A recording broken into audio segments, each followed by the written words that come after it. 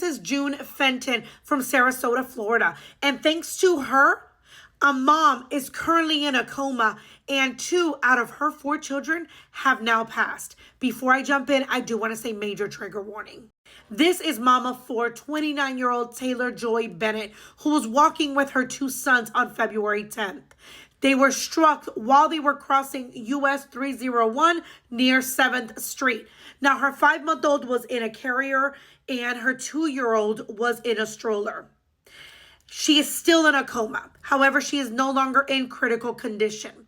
She shattered the windshield, and instead of June Fenton helping, calling for help, she proceeded to leave the scene. According to reports, somehow, someway, with a shattered windshield, she drove all the way to her home. According to the state prosecutor, she parks it face first into the garage where all the damage is and then gets a different vehicle.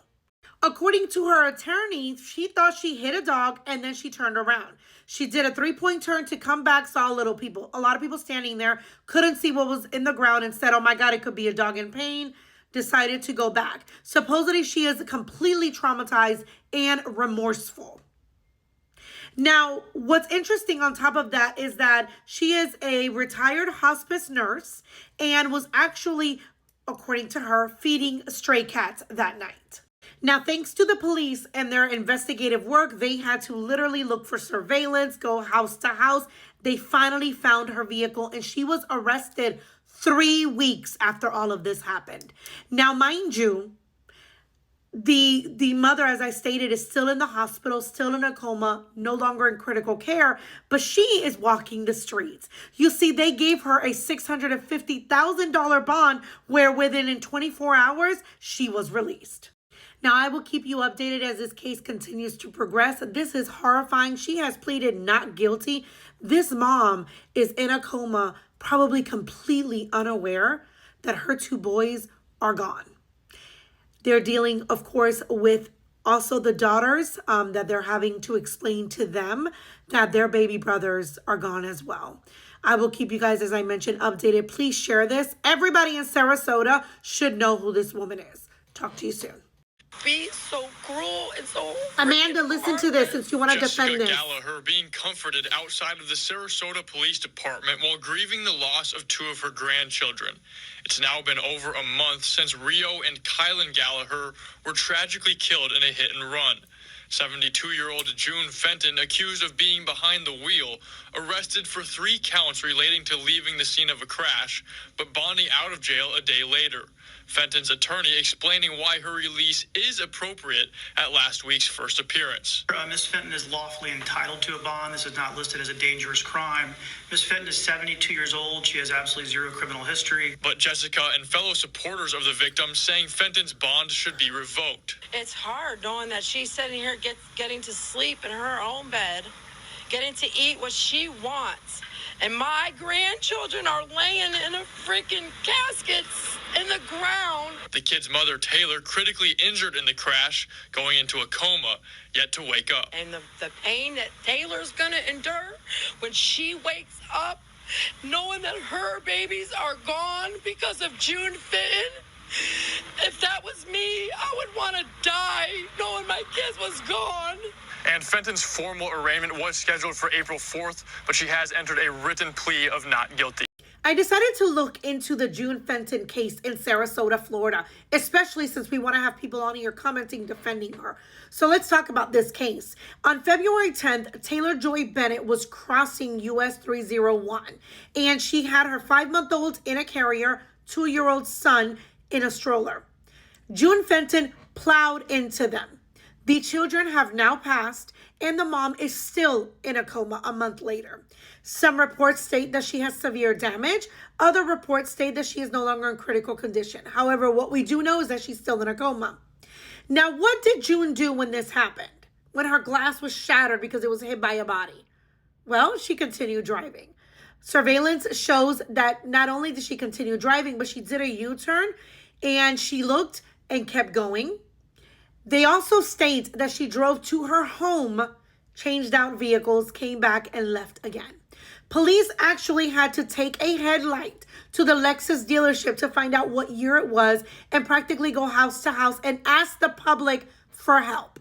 So let's look at the timeline, because according to family members, the Sarasota police took forever to arrest her, even knowing that she was the person that did this. So on February 10th, this happens, right? Police statements are taken. On February 11th, they generated a list of vehicles that ended up matching the woman that, caused this tragedy. February 12th, now it's been 2 days. They went to her house, conducted a search of the vehicle. They saw her damage. And well, when she said, I hit a dog, they said, okay, didn't even take her to jail. On the 13th, so now it's been 3 days, the judge at that point signed a warrant for the vehicle. On the 14th, that's when they decided to examine the vehicle, and they found a long human hair in the windshield along with other evidence at that point that they recovered. So at this point, they finally have probable cause. She was then arrested. Now, mind you, it took over a week after that for her to even be arrested. So even after having all of that evidence, they still didn't arrest her for 2 weeks. So then she goes to court for her hearing, her bond hearing, and she is given a bond where she is already out on bond. Now, the mom of Taeler Joy Bennet is, of course, extremely upset because she states that she is not even being charged with manslaughter. She's being charged, I believe, with leaving the scene. So it's leaving the scene that resulted in a fatality and one count of leaving the scene of a crash that resulted in serious injury. So she didn't get charged with vehicular homicide, which is the norm when this type of thing happens. She is out on bond. They are stating that her family is very wealthy and that is why she is able to get out on bond. And then also she is not coming back until April for her hearing, and she has already pleaded not guilty. Her excuse is the fact that, well, she hit a dog, and that's what she thought, and that she never had any idea whatsoever that it was a person. And because she thought she hit a dog and saw that people were rendering aid, and she loves animals so much, she didn't want to stick around to see what was happening to the dog. Now let's look at the police statement. This is the police statement. On February 10th at 8:49 p.m., they receive a text message from Sarasota County Dispatch in reference to a traffic call out near 683 and 7th Street. He arrived on the scene and found the area secured by patrol officers. They advised him that the incident was a hit-and-run crash with a suspect vehicle and 3 pedestrians. So 1 female adult and 2 juveniles suffered critical injuries at the scene. They were all transported to Sarasota Memorial Hospital. It was quickly determined that the suspect vehicle was not on the scene and had fled after the crash occurred. Okay? Now, during the processing of the scene, that is when they found the headlights, lens, and plastic pieces. At that point, they start researching and they realize that it had to have been a Lexus ES 300 sedan from 2013 to 2018. Now, in reference to the children that were transported to the hospital, 1 passed at the hospital shortly after arrival, and the 2nd child passed the day after. And as I mentioned, she was admitted with life-threatening injuries. On February 11th, so now it's the day after, they conducted a canvass where they collected surveillance showing that the suspect vehicle was seen traveling south on SR 683 in lane 1 as it approaches the 7th Street intersection, while the victims were crossing SR 683 from east to west. The suspect vehicle strikes the victims, then applies its brakes. The suspect vehicle then moves into lane 2, then slowly continues south towards 5th Street. Approximately 35 seconds after the crash, they make a U-turn and then come back, approaches the impact area, slows down, and drives past the crash scene in lane 2. Keep in mind that at this point, they have other people that are rendering aid because unlike June, they were concerned about what happened in front of them. So 2 days after the crash, they already know, hey, this matches June Fenton's vehicle. Okay. According to their interview with her, so they went to the home and they said that Fenton, they saw her vehicle and saw that it had like damage. They asked her about the car, and she said that on Monday she struck a dog on US 301.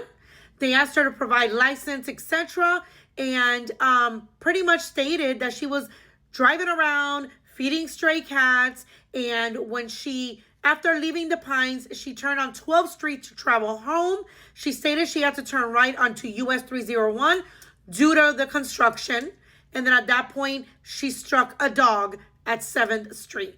Did a U-turn, drove by the crash, and stated that she saw several people on the road and she didn't want to see the dog suffering. So she said that once she saw people helping the dog, she went home. 2 days later, they had a warrant for her arrest. And as I stated, they did not arrest her. I'm sorry, they had a warrant for her vehicle where they found the hair matching the victims in the windshield. They also had proof that the headlight and bumper matched the fragments and the lens pieces. And again, she was not arrested for 2 weeks. And now she is out on bond.